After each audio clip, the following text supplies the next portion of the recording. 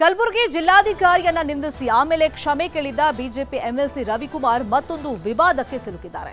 ಸರ್ಕಾರದ ಮುಖ್ಯ ಕಾರ್ಯದರ್ಶಿ ಬಗ್ಗೆ ನಾಲ್ಗೆ ಹರಿಬಿಟ್ಟಿದ್ದಕ್ಕೆ ಎಫ್ಐಆರ್ ದಾಖಲಾಗಿದೆ. ಸರ್ಕಾರವನ್ನ ಹಣಿಯಲು ಶಪಥ ಮಾಡಿದ್ದ ಬಿಜೆಪಿಗೆ ಇದು ತಿರುಗು ಬಾಣವಾಗಿದೆ.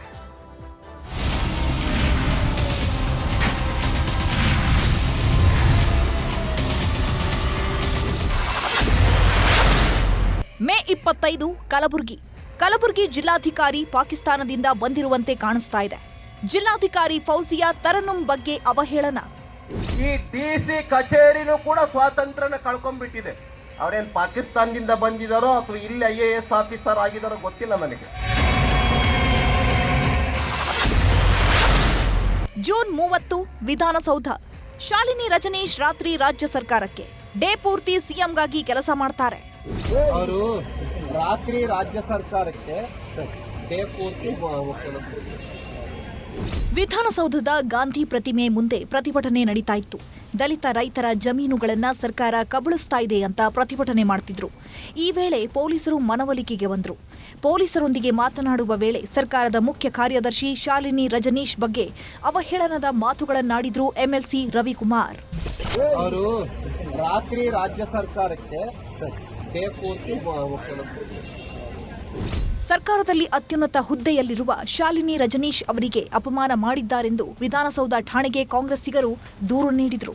ಜೊತೆಗೆ ನಂದಾದೀಪ ಮಹಿಳಾ ಸಂಘದ ಅಧ್ಯಕ್ಷೆ ನಾಗರತ್ನ ಅನ್ನೋರು ದೂರು ಸಲ್ಲಿಕೆ ಮಾಡಿದ್ರು. ಅದರಂತೆ ರವಿಕುಮಾರ್ ವಿರುದ್ಧ ಎಫ್ಐಆರ್ ದಾಖಲಾಗಿದೆ. ಬಿಎನ್ಎಸ್ ಕಾಯ್ದೆ 351 ಕಲಂ 3 ಅಡಿ ಅನೈತಿಕತೆಯನ್ನ ಆರೋಪಿಸುವ ಕ್ರಿಮಿನಲ್ ಬೆದರಿಕೆಯಡಿ ಕೇಸ್ ದಾಖಲಾಗಿದೆ. ಬಿಎನ್ಎಸ್ ಕಾಯ್ದೆ 75 ಕಲಂ 3 ಅಡಿ ಲೈಂಗಿಕ ಕಿರುಕುಳದ ಅಪರಾಧದ ಆರೋಪ ಹಾಗೂ ಮಹಿಳೆಯರ ನಮ್ರತೆಯನ್ನ ಪದ ಶಬ್ದ ಸನ್ನೆಗಳಿಂದ ಅವಮಾನಿಸುವ ಬಿಎನ್ಎಸ್ ಕಾಯ್ದೆ 79 ಅಡಿ ಎಫ್ಐಆರ್ ಆಗಿದೆ. ಶಾಲಿನಿ ಮೇಡಮ್ ಅವ್ರಿಗೆ ಯಾವ ರೀತಿ ಮನಸ್ಸು ನೋವಾಗಿರಲ್ಲ. ಅವ್ರ ಕೆಲಸನೂ ಅವ್ರದ್ದು ಕೆಲಸ ಬ್ಯುಸಿ ಕೆಲಸ ಇರ್ಬೋದು. ಅವ್ರ ಕೆಲಸದ ಮೇಲೆ ಅವರು ಗಮನ ಜಾಸ್ತಿ ಇರ್ತದೆ. ಈ ತರ ಎಲ್ಲ ಅವರು ಪದ ಹೇಳಿಕೆ ಮಾಡಿರೋದು ನಮಗೆ ತುಂಬಾ ಬೇಜಾರಾಗಿದೆ. ಪ್ರತಿ ಸಾರಿಗೂ ಒಬ್ಬೊಬ್ರ ಮೇಲೆ ಹೇಳಿಕೆ ಕೊಟ್ಕಂತ ಬರ್ತಾ ಇದಾರಲ್ಲ.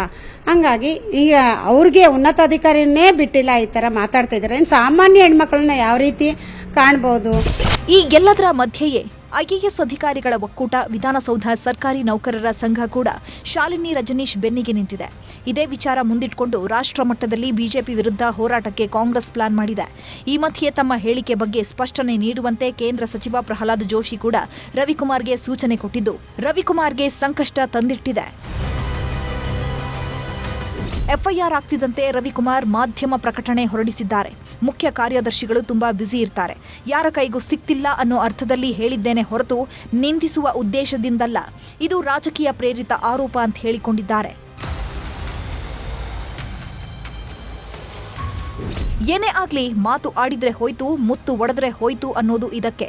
ಈಗ ಎಫ್ಐಆರ್ ಆಗಿದ್ದು ರವಿಕುಮಾರ್ಗೆ ಕಾನೂನು ಹೋರಾಟ ಬಿಟ್ರೆ ಬೇರೆ ದಾರಿನೇ ಇಲ್ಲವಾಗಿದೆ. Bureau report, news 18.